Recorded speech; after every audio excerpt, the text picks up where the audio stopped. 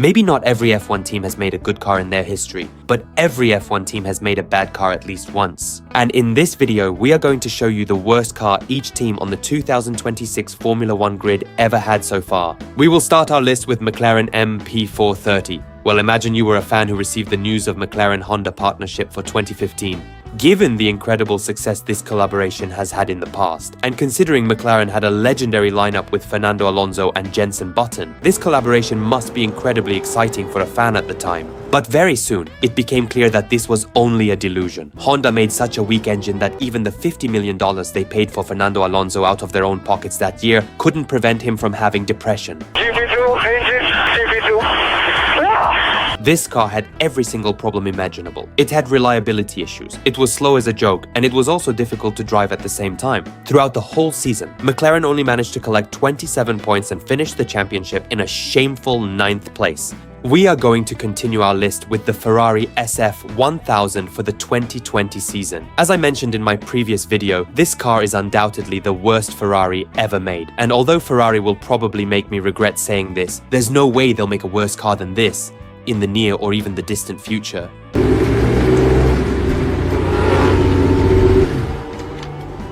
It's terrible. Drives like a pig. Oh, you can't say that. Why not? It's a Ferrari. It's a shitbox. This is the car that made Vettel bald and a beekeeper. Well, obviously I'm not going to talk about Leclerc because he was still relatively immune to depression since it was only his second season with Ferrari, but even he hated how bad the car was. So let's talk about why the car was that slow. Well, basically they cheated the previous year with their fuel flow mechanism and were thus left with a much less powerful engine than they were expecting and an aero package that wasn't suited to it at all. And at the end of the day, Ferrari finished 6th in the Constructors' Championship that season with 131 points and only 3 podiums. And the next car in our list is the Red Bull RB2 from 2006. This was Red Bull's second car, and by a huge margin, it was the worst. And the Superman livery they designed for the Monaco Grand Prix wasn't enough to make people forget about it. Well, it was Red Bull's first year with full team ownership, so I think it was okay for them to build a weak car compared to the other top teams. The biggest problem with the car was that they were using a Ferrari engine, and after Adrian Newey joined the team, they switched to Renault. But the car was already ready when Newey arrived, so there wasn't much he could do to fix the car that season. But despite everything, Red Bull still managed to get a podium in Monaco. They finished the season in 7th place with 16 points under the old point system. And the next car in our list is the Mercedes W14 for the 2023 season. Well, since Mercedes has made almost no major mistake when it comes to build a Formula 1 car, this wasn't an easy choice. I chose this car because even though Mercedes managed to finish 2nd in the Constructors' Championship that year, in terms of race pace, this car wasn't good enough.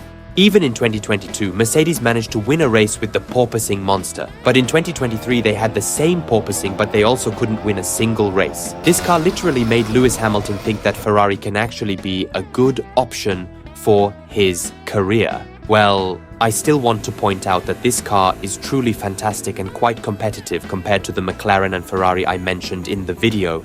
However, the fact that it's the worst car Mercedes has ever made doesn't make it a bad car.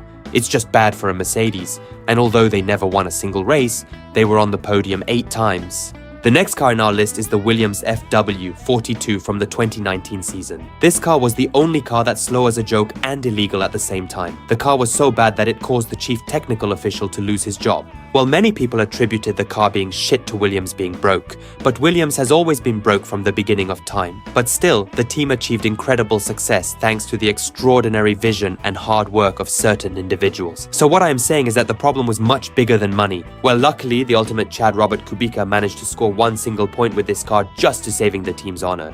And the next car in our list is the Haas VF-21 from the 2021 season. Well, Haas buy a lot of parts from Ferrari and base the design of their car on last year's Ferrari. That's their business strategy to save money, as they're a small team. This strategy worked them quite well for a while, but the problem in the 2021 car was that this time they couldn't base the design of their car on last year's Ferrari because Ferrari made a shitbox in 2020.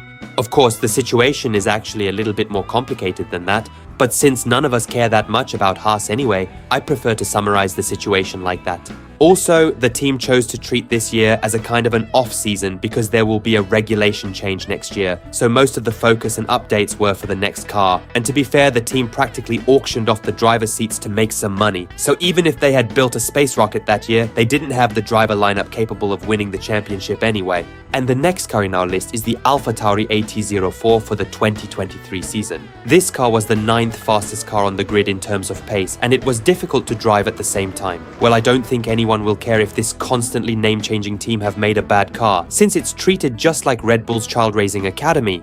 The only annoying thing here is that they ruined Daniel Ricciardo's last chance in Formula 1. When Daniel was fired from McLaren, nobody wanted him, and when AlphaTauri took him in, everyone knew this was his last chance. And the problem here wasn't that the car was slow. Nobody expected him to take pole position with that car anyway. They just needed to see that Daniel still have it in him. But the car also completely sabotaged Daniel's driving style because it was tricky to drive, and he needed a car that he trusts in the brakes. But the AlphaTauri failed at that. The team finished the season in 8th place with 25 points, while Daniel only managed to collect 6 points.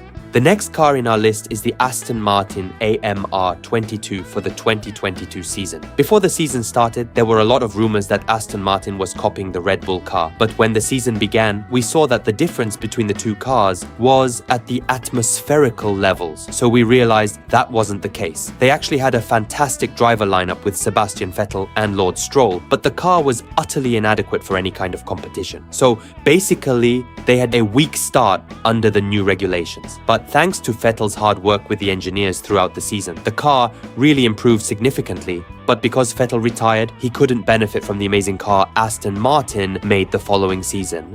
But they finished this season in 7th place with 55 points.